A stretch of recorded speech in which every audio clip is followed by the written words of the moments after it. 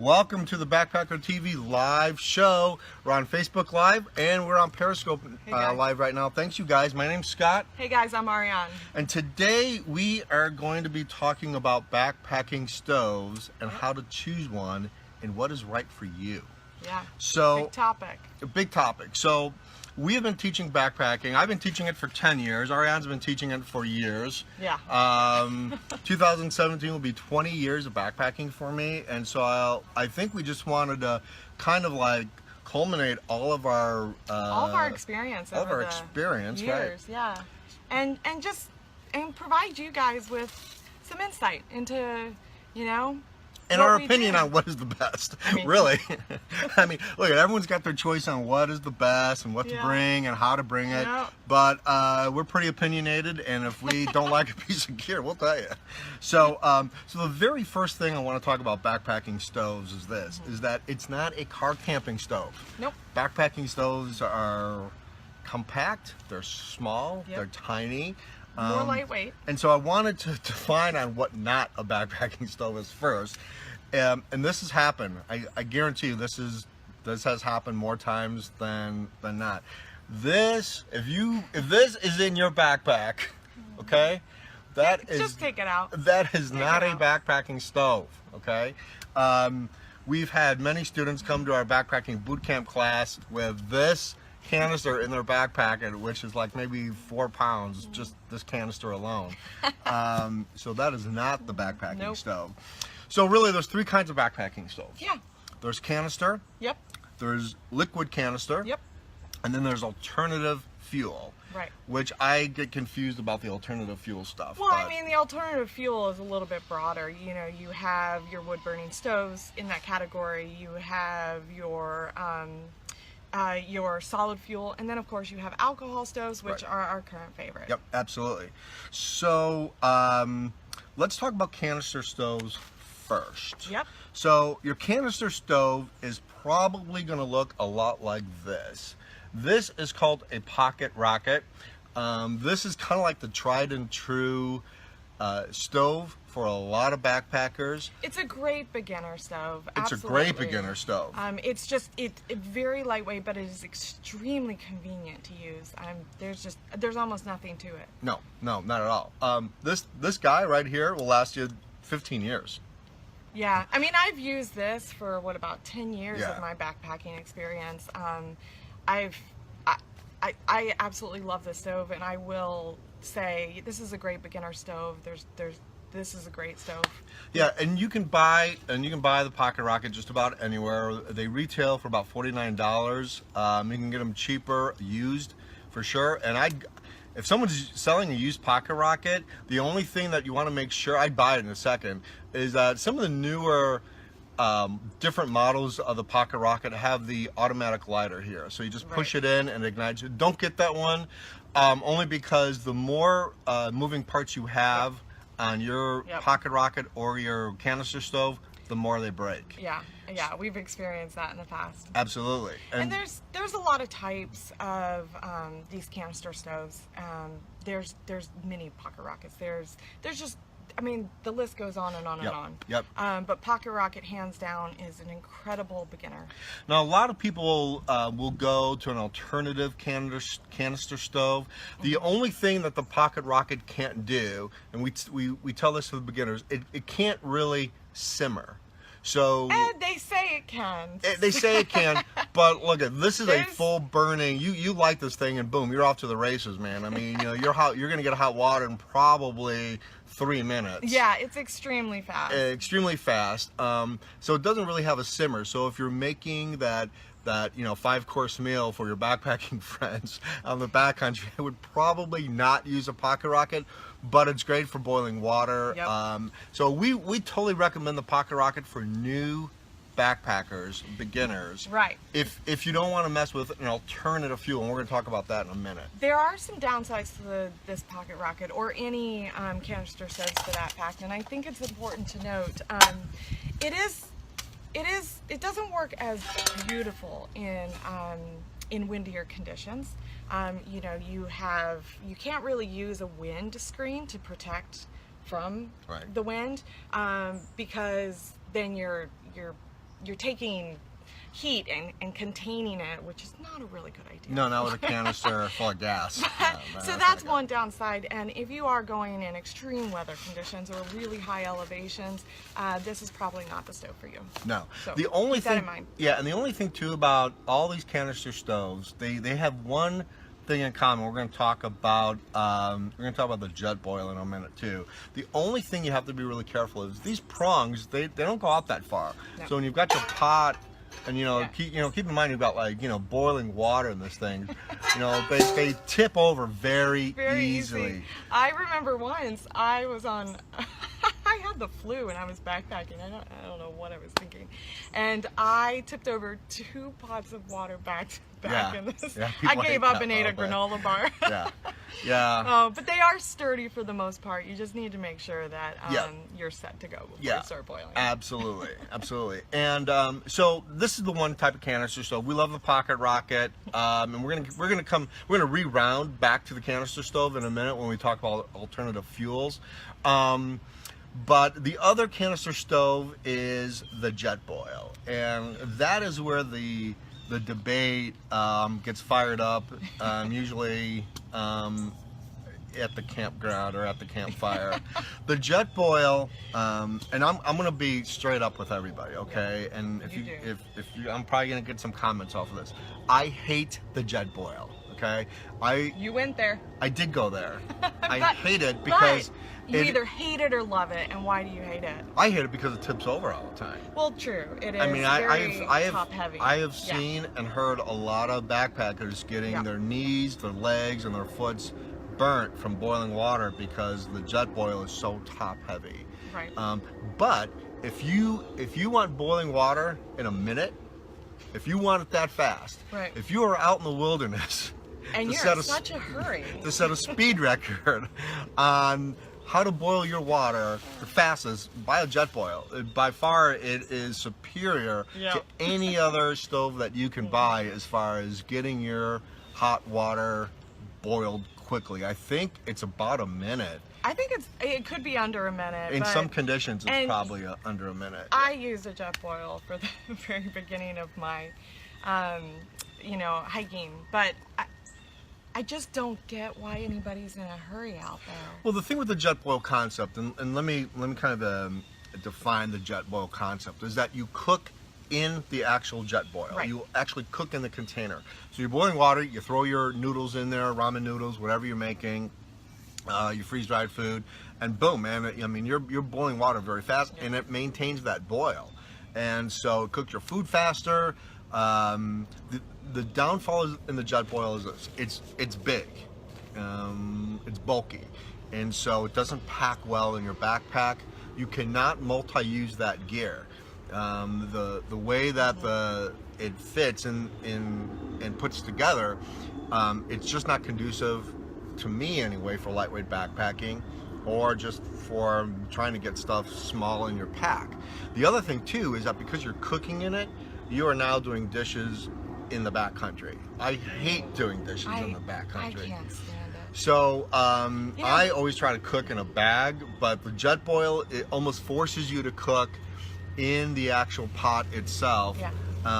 And that's another reason why I hate it, other than the fact that it tips over all the time. True. Now, Tania just said that you use it in the campground, or it's good for a campground, and that is true. At the flat surface, it's great, especially if you have like a ton of people that you're trying to make hot cocoa for. Yeah.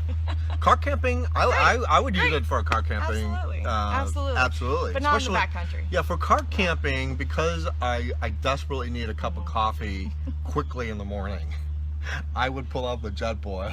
I think we've made our point. We don't like the jet boil. Yeah. But for coffee in the morning, Yeah. if I was car camping and it was a 911 emergency situation Right. where I needed coffee now, I would pull out the jet boil, I think, to get the hot water boiling under a minute. I don't do well without coffee. No. Speaking of, I know. I still need some coffee this morning. So, okay, so let's talk about, so we kind of moved past the jet boil thing. So, works for some people. I'm not saying it wouldn't work for you. I'm just saying that Taking into consideration the we don't downsides. teach, when we teach backpacking to our students, we don't even bring up the jet boil. The second thing, or the other type of canister stove, is your liquid canister stove. Now, liquid canister stoves, they work the same way. They still have the isopropane in the canister, the white gas, and I don't think anybody remembers this. I'm old, so I remember it. But back in the day, when I was a young lad, you would pump this fuel in the canister stove, pump it, pressurize it, and then you have to prime it. You take a match and the yeah, but they were really popular back then. They were very popular. Well, it was the only ones. That was the only thing out there, and so it would boil, or the fuel would kind of bubble up. You'd prime it because it had like a wick in it, and so it would prime, and then you'd light it, and then you'd have to pump it some more and pressurize it, and then it would light. Now, they still make those today. I mean, it's not a far-fetched item for two reasons. One, if you're high elevation, if you are going to be climbing Long's Peak in the winter at 14,000 feet, you're going to need a pressurized stove or a fuel line stove. You're gonna need it. Yeah.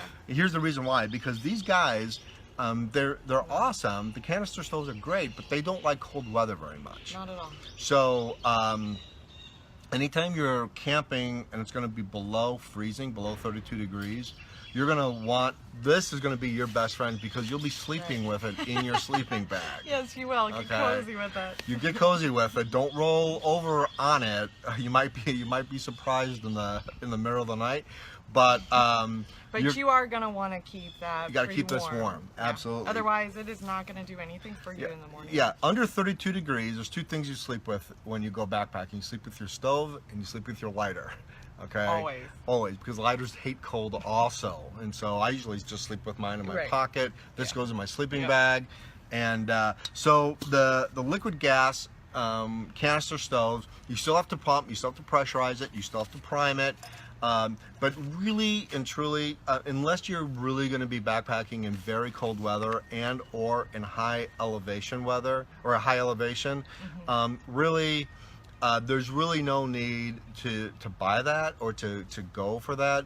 I just feel like they're little. I mean, even though they've improved and they've updated, there's better stuff out there. There's so much more convenient stuff to use. But in high elevation, they're great. Yeah. I mean, in cold weather, when I did Mount Washington a few years ago in the wintertime, and it was cold. We were high up in elevation, and we did have a liquid canister stove. Absolutely, and that's really what they're used for. But unless you're doing that, I wouldn't mess with it. So. We got alternative stoves. Yeah. This is actually one of my favorite topics to talk about. Like we said, the different types. You've got your wood burning stove. You've got, your solid fuel, and then of course you have your alcohol stoves. And we'll go into each one of those. But let's talk a little bit about wood burning stoves, aka campfire. Yeah. Okay. I mean, you love to talk about this, but you've got your wood burning stove, and they're so cool. They're really cool. There's a lot of choices out there. But ultimately, isn't that exactly what a campfire is?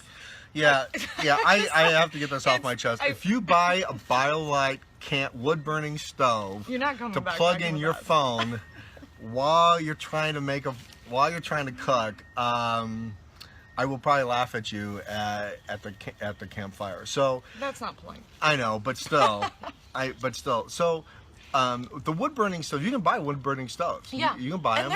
And they're really cool. Yeah, REI sells them. All the outfitters sell them. They're really cool. I technically call a wood burning stove a campfire. Well, ultimately it is. So save yourself some money, build a really nice campfire, and cook over it. I mean, look, the downside is that when you are relying on wood that's dry for your hot meal. Now, right now in Georgia, you wouldn't have a problem because we haven't had rain in a year. Let's face it rains out in the woods. But if you are in a real wet or really humid condition, it's not gonna work. And you've bought yourself a little tricky wood burning stove, you're eating granola. You're eating granola, Yeah. and I think you're going to be disappointed. However, if you can get a campfire going, and normally, you would get a campfire going, probably, Yeah. then just put your pot over rig a little, Yep. put some wood over the campfire, and just put your pot over the campfire I gotta tell and you, cook. something about boiled water over a campfire, it tastes better. Yeah, because all the flakes from the actual fire fall in the water. I mean, It's like a nutrient it's source. supposed to be that way. I love it. But anyway, then you've got your solid fuel. You got your solid fuel. Yeah. So the alternative fuel category is basically kind of like everything that is not a canister or it's not a liquid canister. Yeah. Gig. So, and I wish they'd change that category because alcohol stoves really is kind of where it's at. And so, We yeah. could talk about this all day. I know. So, All right. this is an alcohol stove. Yep. Look how small that thing is, From the right? inside. It's tiny. Yeah. There's nothing to it. Right. And they sell a lot of different versions of that. They sell a ton of different versions. I mean, they weigh like just ounces, like 2 ounces, Yeah. 1 ounce. It's an incredibly light option. Now let me tell you about alcohol stoves. There are literally millions of them out there. Yep. Okay, millions. You can make your own alcohol stove, or you can buy an alcohol stove. And we're going to talk to you about why we like alcohol stoves better. But this is called the White Box alcohol stove. You can Google it. It's actually made in Europe. And this little guy I have had for 10 years. Yeah. And it looks like it's 10 years old. This little guy weighs an ounce, okay? And it takes denatured alcohol, or it takes heat. You can buy heat like at a gas station. And it burns clean alcohol. Denatured alcohol is a clean alcohol. And you kind of like squirt. We usually take little bottles. Thank you very much. You're Take very our little welcome. alcohol bottle, squirt, boom, light it, boom. And you're done. It's done. Now, the beautiful thing about this is denatured alcohol. It's very easy to find. You can find it almost in any hardware store. You can find it in gas stations sometimes. This is a great option for you to find almost anywhere. So if you need to refuel, or you're going out there longer than you expected, and you're resupplying, this is such an easy pickup. That's absolutely. Are you guys getting this at Periscope? Alcohol stoves is the way to go. So why do we choose alcohol stove? It's because of the weight difference. Yeah. This thing. I mean, look at this. You can compare the two. You got to carry the canister. Well, you got this too, but And you got this, but that's nothing. I mean, that's absolutely, the weight difference is actually, it's absolutely nothing. and I think it's important to note that your MSR cans, they come in multiple sizes. This is That's a smaller one. Yep. But when you're going out there for multiple days, I mean, we go on week-long trips a lot, and when you're doing that, you're carrying multiples of these. You might be carrying multiples of these, but then you only have this like empty plastic bottle to lug around versus this like ridiculously obnoxious canister. Yeah, depending on And it how takes much up you room in your pack. Yeah, and it kind of depends on how much you cook too. So, Right. look, I mean, if you're cooking a gourmet breakfast, if you're going to heat up your lunch and you're going to heat up a nice dinner, well, you're going to be using your stove a lot more. Okay, we definitely drink coffee in the morning, so we're heating hot water in the morning time, right? Maybe twice. Maybe twice. Yeah, maybe twice. I love that second So, cup.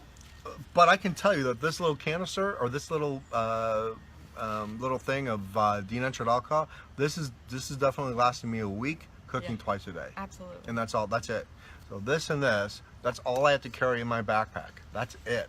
And a match and this guy. That's it. These three guys. Now we're and I not can we're cook. not talking at all about like your cookware system, and I think that's important to note. This Yeah. is simply just the stoves. fuel in the stove itself. You start going into a whole new topic when you're starting to talk about pots and pans. So you were a huge Pocket Rocket fan, and then you made your own alcohol stove. I was. So I use, the jet boil initially, but then I downsized into the Pocket Rocket, and I used the Pocket Rocket for so long, and I love it, believe in it. But I will say that that alcohol stoves, I actually experienced watching a lot of people use them for close to 2 years before I actually made the conversion. But it boiled down, no pun intended. Boiled down. Sorry. Okay. I couldn't help myself. It boiled down to the inconvenience of the pocket rocket over the alcohol stove. So I did a lot of learning about alcohol stoves, watching people use them, trying to figure it out, and I was really intimidated by it. I stayed away from it for 2 years.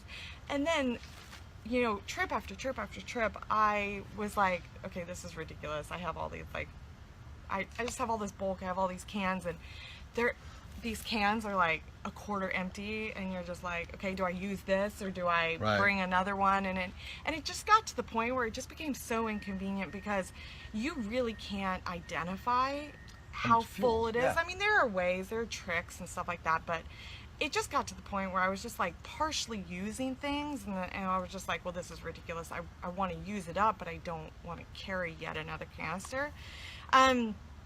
But I mean, the cost of this adds up well over the denatured alcohol, which is super cheap. That'll last almost a year. Oh my God. I mean, it's And when we go ridiculous. backpacking almost every weekend, that would last almost a year. I think there are comments being made. Yeah, Lori asked, like, how do you pack the canister stoves? That's a really good question. The canister stoves are really easy to pack. Yeah, You can usually just kind of put it in. Some of these canister stoves will fit literally in your If you have a big enough cup. if you have a big enough cooking system or a big enough pot, they fit right in there. Yeah. You know, this is a small Snow Peak, but they make them bigger, and this little guy fits right in there. So you're kind of like packing your cooking system and your stove and your canister stove at the same time. So But you know, I think one of the biggest things, once I got over my initial like hesitation of like trying to learn how to use the alcohol stove, because there is some practice involved in it. But it's really the recyclable issue. Yeah. And that just started to bother me. Like, I was week after week, I mean, we were going out every weekend for like a year, and I was wasting so much unrecyclable material, and it was really eating at me. And so I chose to make it. So like, these are made of mixed metals. So I mean, if you do your research, you can learn they are recyclable. But you have to do a lot of work to get them their way. You have to puncture them, you have to like cut them up, that kind of thing. Yep. And the mixed metal portion of it is not a very well acknowledged source of recyclable material. And so it's really a lot harder to find places that will recycle that, and then you're sitting on all these unused canisters, and it just gets to the point where it's like, okay, would I rather use this or would I rather go that route? And it really boiled down to like a personal choice for me. And then of course, when I learned how lightweight I could go, it sold the deal. And you for made me. that. I did. So this right here is made out of a Frisky can, Frisky cat can. Now this is one that hasn't been used as much. I didn't bring my other one with me on this trip because I mean, it's just burned to crisp. They do last like over a year, but you ultimately will have to make it. But it's a beer can and cat can, and there's like a wick in there and everything, and you're puncturing holes in there. And I don't know. with a regular you hole can puncher see. too. I mean, they're really easy to make. How long did it take us to make it? Like Super 30 cheap. minutes. Yeah, And so- it's super cheap material. And it's a lot of fun. And so pretty much you just like pour your alcohol in there, and then you just light the edge, and you have your, Boom. well, maybe not this. No, I mean, not gonna- I right. do cook in larger ones of these. Right. But you just set it right on there, and all of a sudden you have a very sturdy thing because you're closer to the ground. Yep. And so your tip value isn't as much. And then you've got, I think one of the downsides of this is, even though it's extremely lightweight, and I will tell you, do it. Do it. I truly believe in it after using it for several years. Truly believe in it. But I think one of the downsides is that you just get all the flame or nothing. There is no controllable feature on it. There's no simmer. Right. And you will need a feature at windscreen. all. You'll need a massive Yes, you will. windscreen So for that we because have- you need kind of have to trap the heat a little bit. So we have our windscreen. This is a little beat up. We have to reconfigure that, but you're just going to put it around there, and then you have your pot that sits right on top of it. Wind is a huge issue with these, but because you are losing your fuel because it is coming from the outside and wrapping back up. But hands down, believe in it, love it, get it. Yeah, I mean, yeah. Either choice. And we talk about, and, you know, and seriously, MSR, really, if you're watching our show, which I know you are, could you please, for the love of God, make these refillable? Yeah. I mean, it would be so nice if you made these refillable. And the other thing too, we talked about like not knowing how much fuel is in these things. They just started putting little markings on. I don't know if you can see that. I don't know if you can see that periscope. They just started putting little markings on there, so you can turn these things in and upside down and put them in water. And where the water line comes up, kind of tells you how much fuel you have left.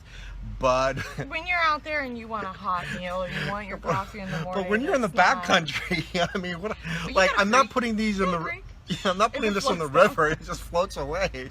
I mean, then I lose all my fuel. Right. So that's a little bit. I guess if you're prepping to go, that would be cool. But other than that, like if I'm through hiking the Appalachian Trail, when am I going to be able to, you know?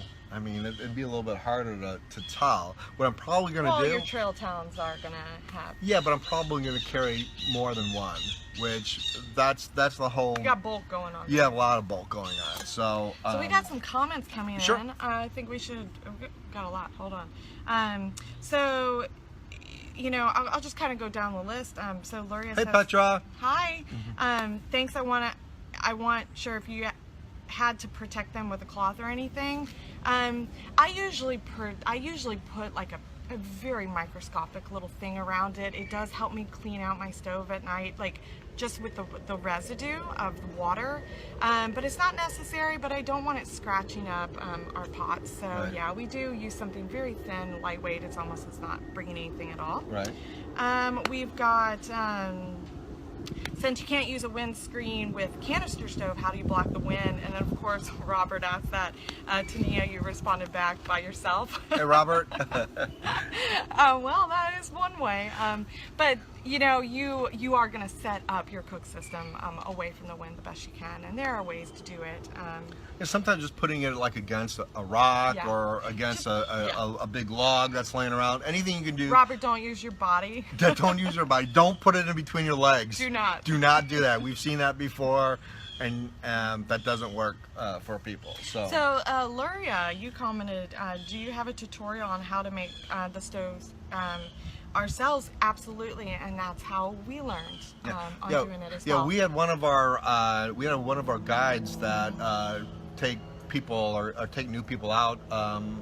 He actually did a class on how to do these, and so. But I think that would be a great video tutorial for us, and we'll have to and get put him it up to there. do that for us. Yeah. That would be really cool. His name is Charles. Yeah. He does an amazing job. He's awesome, and he's extremely passionate about making all your own gear. I mean, I could be. Oh my God. Oh, that could be a whole series of shows. And that's a good idea. And then I love the birds too. I know birds are beautiful. So yeah, that's it. Any other questions out there? Yeah. What So do you want to know? Yeah. So if you have any questions, ask them now. And we're going to post some of our links to especially the white box and to the MSR Pocket Rocket and some other stuff. We'll post them on this show's link. Periscope will do the same thing for you guys. Absolutely. And so we can get you guys links to some of the stuff that we talked about today. Yep. And hey, Floyd. Hey. Floyd's here. How you doing? You're a Colorado man, we know, yes. Be careful, you have to be careful with your pot. Have no self-control. Yeah, we've seen a lot of them tip over, for sure. Yeah, for sure. So anyway, that is our show today. We hope that you took something away from this. You know, we are so passionate about teaching people about what they need to know going out, because there's so many options to choose from, and it's hard to take time to do all the research for yourself. So we bring it to you, and we teach you what you need to know. So yeah. So we're going to be here every Thursday, 11 a.m. Eastern Standard Time on our Facebook page, the Backpacker TV. We'll be simulcasting that on Periscope at the same time, 11 a.m. Eastern Standard Time. Check out our website, www.thebackpacker.tv. Sign up on our email list so we can get you all kinds of cool stuff, gear reviews, special articles, and we also have our podcast. We just uploaded it this morning, Trust the Trail, which is our weekly podcast show that we talk about all kinds of goofy stuff. Everything about backpacking. Yeah. My name is Scott. I'm Ariane. And we will see you and on the trail on Periscope. Bye, everyone. Thanks for coming. Bye.